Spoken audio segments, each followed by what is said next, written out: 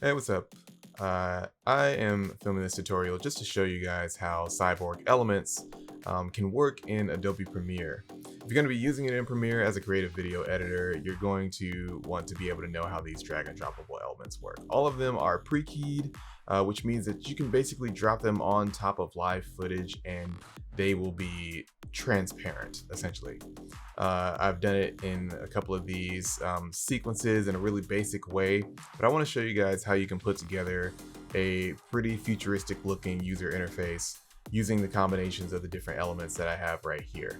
These work on top of your footage, they can work on top of a blank screen, the transparency, however you really want to use them. You can stack them on top of each other, as you can see inside of the timeline here, and they work best when you combine them in special ways. So over here in this sequence, I just have a basic little setup here where I made this in, I don't know, maybe 10 minutes.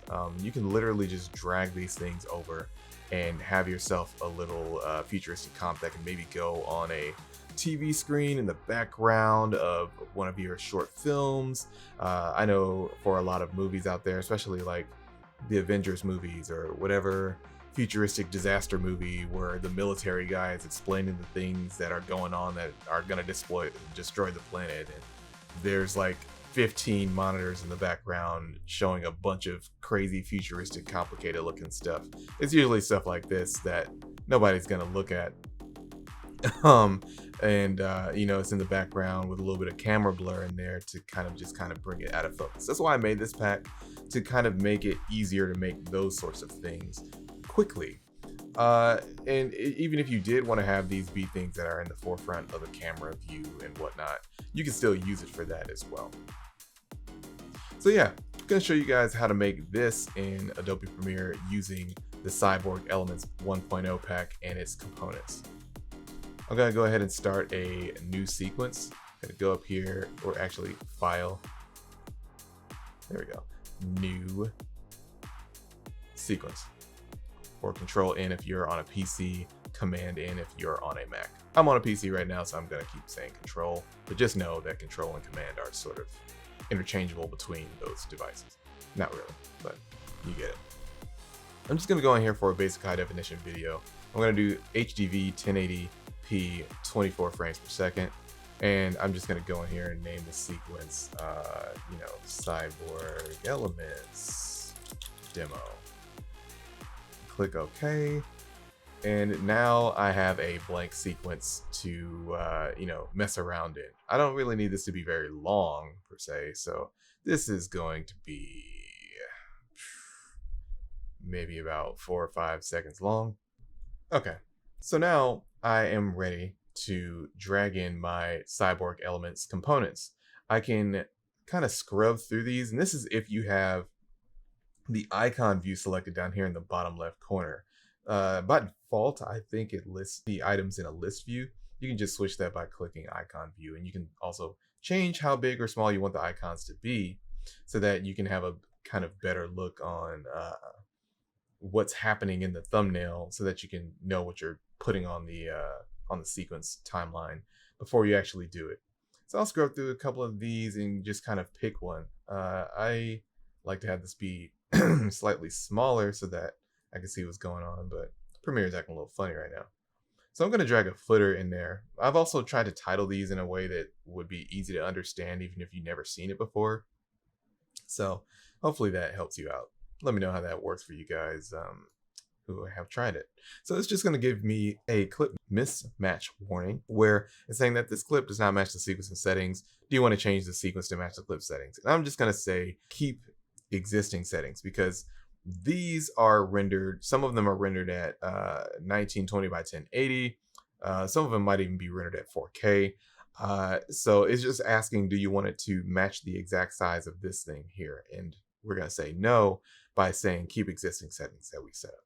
So we see that the element has popped up on the screen here. It lasts a little shorter than 5 seconds, but a little trick I'll show you in Adobe Premiere. This animation ends right about right here, but I can go all the way out here and select the cut tool or the razor tool I use a lot of different NLEs or nonlinear editors, sorry, so they have like different tool names. But we'll use the razor tool or C for a shortcut, and we'll just click right here. And then we'll go back to the selection tool, and then we'll select this frame right here and just right click. And then we will go and say, add frame hold. So now this frame right here can adjust beyond or extend beyond its actual endpoint, and you'll be fine. You won't run out of space there. Alternatively, if you wanted to make this clip longer, you can just go inside of Adobe After Effects using the core file that's included with the project and go in there and extend it yourself if you know a thing or two about editing keyframes. So here we have it. We see that this frame is here and inside of this sort of composition inside of Adobe Premiere. And what I'm going to do is just go to the screen right here, double click this footer and drag it all the way down to the bottom of the screen. So that's right there. And now I can just kind of go in. I'll try not to copy the exact one that I made before, but it's kind of hard because I just made this and it's in my mind now. I'm going to scrub through here, maybe even make these thumbnails a little bit bigger so I can kind of see what's going on. And this is like a 5-second comp too. There's the one I just used. Sorry, I can be a little indecisive sometimes, but I'm just going to drag this out here really quickly, see what it does. I like that. So I'm just going to drag that down here a little bit. And I'll shift click and drag from the corner here to adjust the size that control proportions. Maybe drag that down here, up here. I think it looks better up here. And you can time these later too. If you don't want this to go at the same time, you just, if you're not completely new to Adobe Premiere, you can just drag the item along the timeline to where you want it to start, and the animation will obey your command. This is happening because I had that whole frame up there and I didn't move it from there. So I should probably move that as much as I can. Cut that. Right click this frame here. Add a frame hold. No longer a problem. All right. So I'm also going to go through here and choose some things. I kind of like this inset tab active thing, but I'll just keep on, I guess, shopping around in here. Okay, I like this. This is dope. So I've got this, and I'm not just patting myself on the back. These are basic shapes, but when I think about the composition that I want to make, I get excited. So not exactly patting myself on the back, although I kind of deserve to. I worked really hard on this, and I hope that it's useful for you guys, that you like it. Anyway, even if you don't, you're watching this, so I appreciate it. So I've got this, and now I've got these sort of other elements kind of going through here. Maybe I want this to kind of repeat, like I want some kind of cascading or stacked set of these. So I'm just going to hold Alt or Option, I guess, on a Mac and drag this clip upwards, and it'll kind of stack on top of itself. Or I could use like one of the effects inside of Premiere. I think they have like Mirror that does this in a pretty cool way, but I want to offset these a bit. So when that one is going for a little bit, I just want this one to have its own little space over here. And you can see that they're kind of transparent over here. And yeah, 2 of those, I guess, is good. And we'll just play this a little bit. This could probably be less offset. All right. Then we got this guy. I actually like this a lot. I don't know if it's gonna look good with this, but for the sake of an example, just gonna take it and maybe size it down. You could use these kind of in any way that you want. You know, I made this originally as a frame, but it can just be a cool shape to you that you can maybe put into another shape.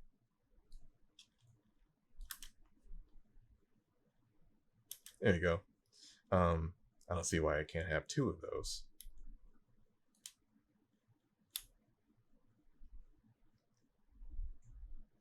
And maybe they just, once they're both done loading, they'll both have that. Yeah, that's cool. I wanted them to finish at the same time, so we'll just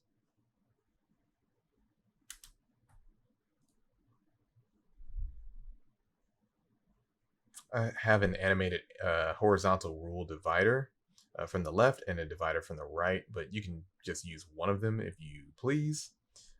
I'm just going to drag one of those in here and see what it does.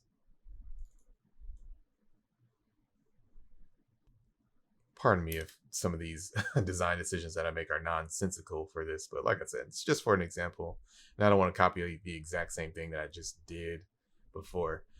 So I'm not really liking the colors of these hard boxes here that I've dragged into the composition in Premiere Pro. So what can I do about that? Well, as you might have noticed in some of the ads and the package details, you can customize these however you want if you know a little bit about color correction.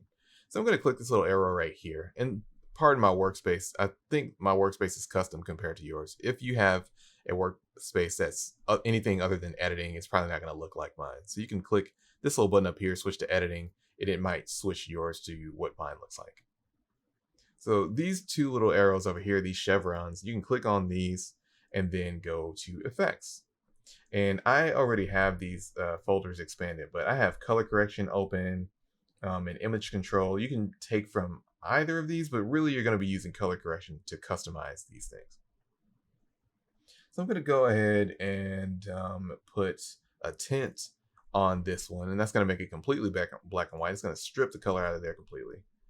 And then I'm going to double click Lumetri color. And in here, you'll see it pops up in the effects window over here.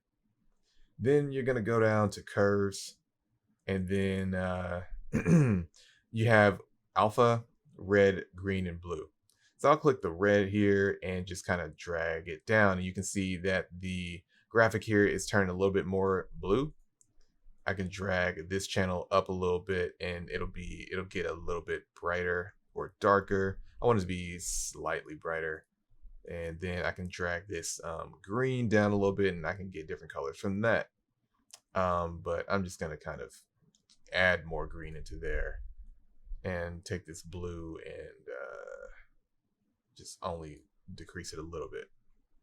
So you got these different channels that you can work with to sort of change this up. And remember, it works best if you kind of do a tint first and strip the color, because otherwise the colors are not going to cooperate on your curves.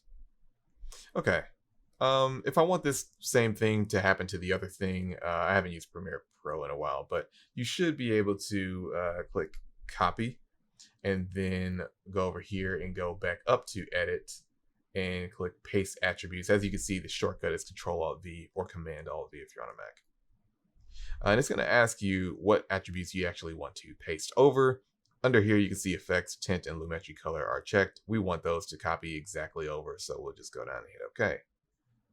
That's not supposed to happen. So let me just go over here and see if I could solve it. Oh, you know what? I know what it did. It copied the location too, and I wasn't supposed to do that. So I'll just edit, copy on this layer, which is this one that I'm copying. Select this one, edit, paste attributes. They're going to ask us again. I don't want to take over the motion over there because I don't want it to jump over there like it did last time. So then I'll just click OK. And now it's green just like the other one there. And we're going to jump back to the Cyborg Elements bin. And I'm going to choose that little circle over there, that loading circle. See how it loads in. Most of these things kind of have like a strobe load in thing that I designed. I just like the way it looked and thought it was cool. Okay. And it could help to also sort of cover some design principles for yourself to kind of understand things like, you know, line, shape, alignment, all that kind of stuff, so that you can get an eye for what's aesthetically pleasing. I don't expect all you guys and all you people to you know, be like UI UX designers or anything. That is what I do for my career, and I'm not even like a UI UX guru, but having done it for a little while now sort of helps me when it comes to making decisions as far as where I want to put things. But I don't want you all to feel any pressure when you're using this. I don't know why I'm turning this manually. A little bit of math can go a long way too. Like if you want to flip this, I think there's a way to quickly transform that, but I don't remember the shortcut at the moment. But you can just go over here and you know that 180 degrees is just going to flip this upside down, and you just put that there. So now we got kind of like a frame, right? And I can just go through here and look at some of these horizontal dividers a little bit more. Sometimes it's good to scrub through the timeline there, because you might forget that you put something on there if it's not there yet. I'm just gonna put another horizontal divider there, but I'm gonna rotate it because, well, actually no, sorry, being indecisive, but because I got a lot in here to put on there. I'm gonna pull on these bars over here on the right in Premiere, and that kind of helps you navigate the timeline if you start getting a lot of layers. I like to stack a lot of these layers on top of each other. Quick tip: you can hold Shift or just use the scroll bar on your mouse to go left and right. But if you hold Control or Command, you should be able to go up and down. And that's useful for editors who have a bunch of layers, and editors usually do. Okay. So I'm going to drag this up here and mess around with it. See where we're going here. Where is this going to look good?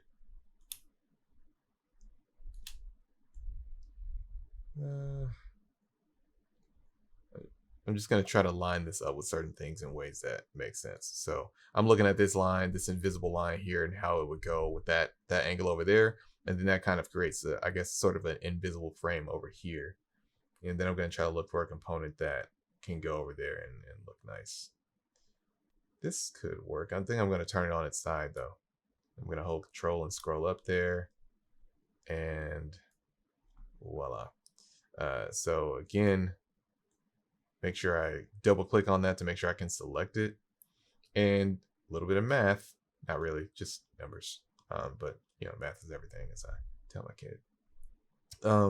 But you go over here to rotation in the effect controls and you just type in, okay, I want to turn this on a 90-degree angle. And you see, I kind of flipped it the wrong way there. Well, not necessarily the wrong way, but I don't need it to. Actually, that doesn't look too bad. Sorry.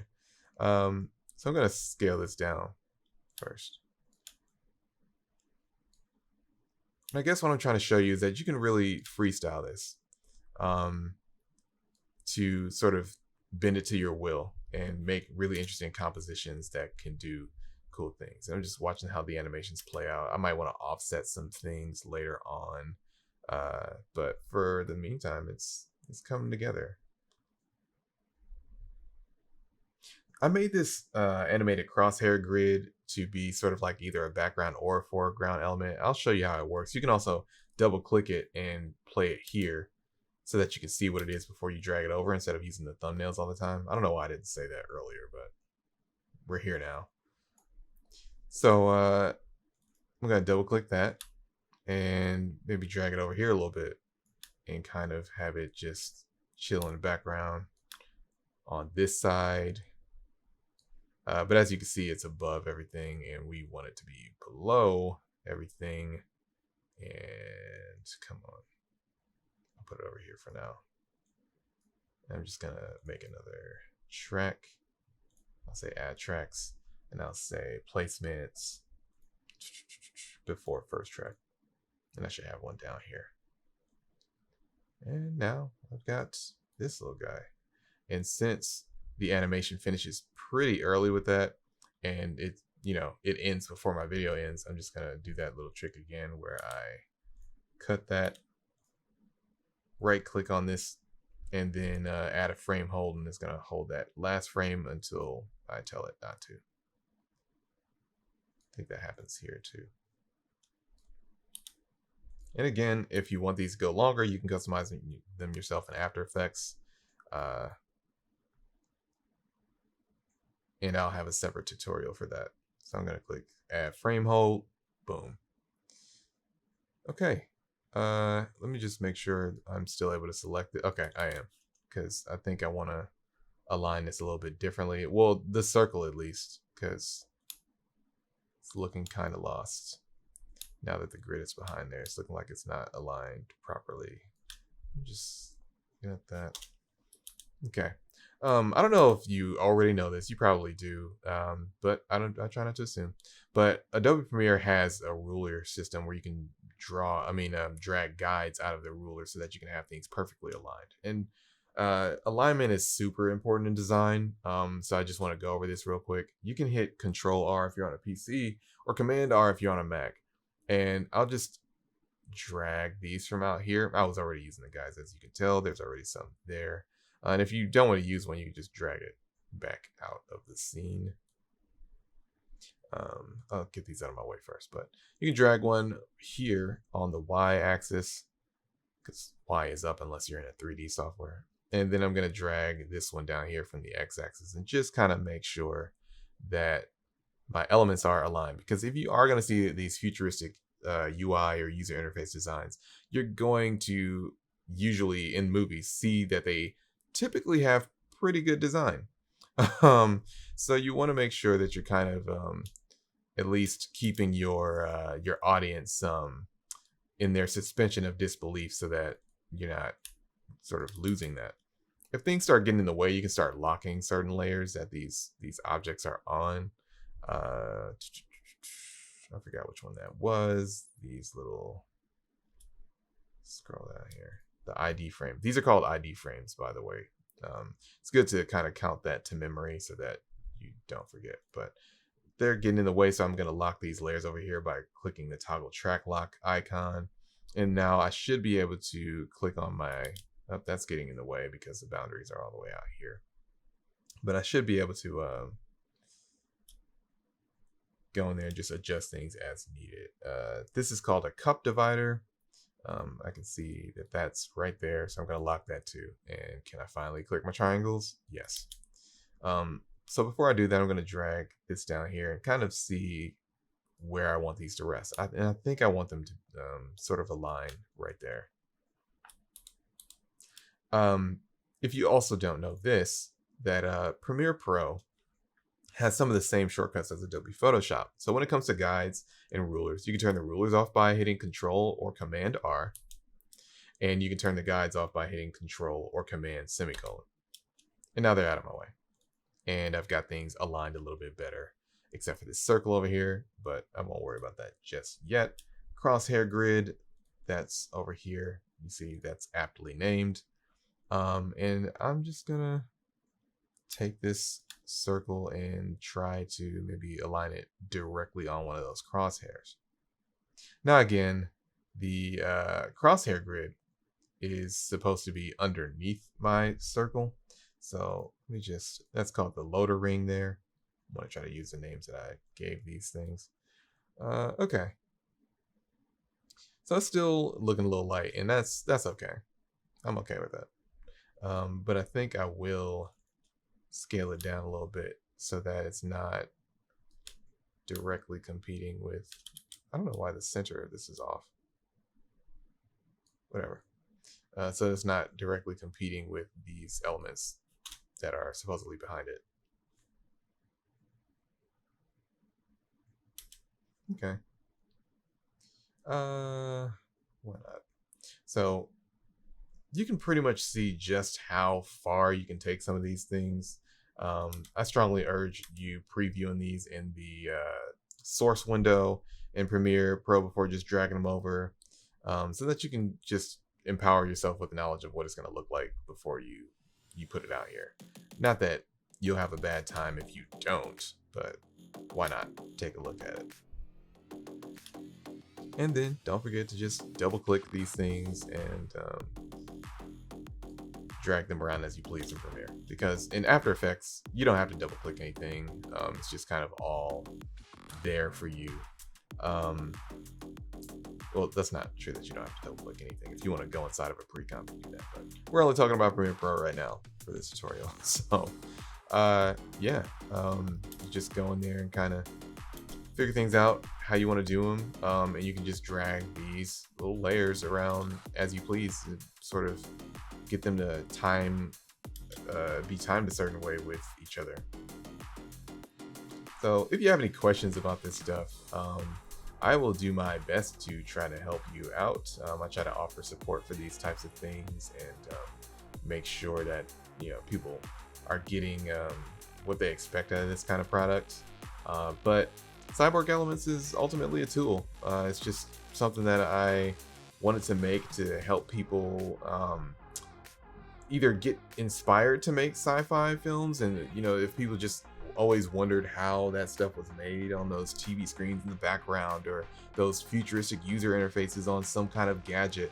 I want people to be able to use this and put the stuff together very quickly, or even make their own custom versions of it, because you can do that with the core file, and put something together cool quicker than they might have done without it. So yeah, I really hope that you all enjoy using this as much as I enjoyed making it. And that pretty much concludes this tutorial. I'm just going to drag something else in here because I can't help myself. I actually have a lot of fun using this, so yeah, I really do hope that it's fun for you. Okay, I think this random compass is going to be the last little thing I add in here. Otherwise, I'll just keep going. So I'll just click play on here and see how this goes through, and looks pretty decent to me. One last thing I want to do just to watch it smoothly is go to sequence, render effects into out, because some of these layers do have effects, and I just want to be on the safe side because I guess this one doesn't have those effects. But as you can see, they're kind of lightweight. It shouldn't take you too long to be able to render this out, and also this render is only 5 seconds, or this sequence is only 5 seconds long. So there you go, very quick, pretty easy, and just don't forget to dump your files into that bin there. Thank you for watching, and I'll see you guys next time.